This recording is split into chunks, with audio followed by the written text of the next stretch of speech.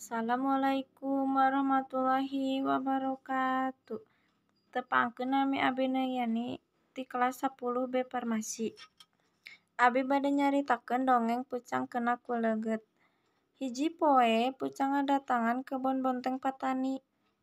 Borengna keur meujeuhna arasak. Am weh, Pucang ngahakan bonteng. Sanggeus bontengna meh beak, Pucang buru-buru ini tinggalkeun kebon patani. Teu pati lila jol patani datang ka kebon. Patani pohara, reuwas nempo bontengna beak dihakan Pucang. Patani neangan akal pikeun newak Pucang. Sanggeus ngarasa panceug patani nyieun jajalmaan nu dibaluran ku leugeut. Isukna weh, Pucang datang deui ka kebon patani. Pucang reuwas sabab di kebon aya jalma keur nangtung. Pucang panasaran, terus nyamperkeun jajalmaan.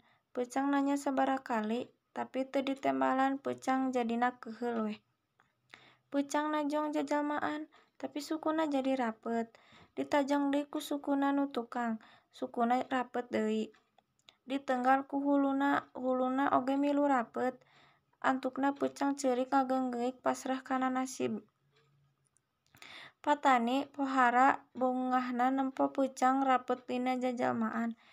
Pucang nu geus teu balag haya ditewak ku patani. Ayeuna moal aya deui nu ngaruksa kebon patani. Assalamualaikum warahmatullahi wabarakatuh.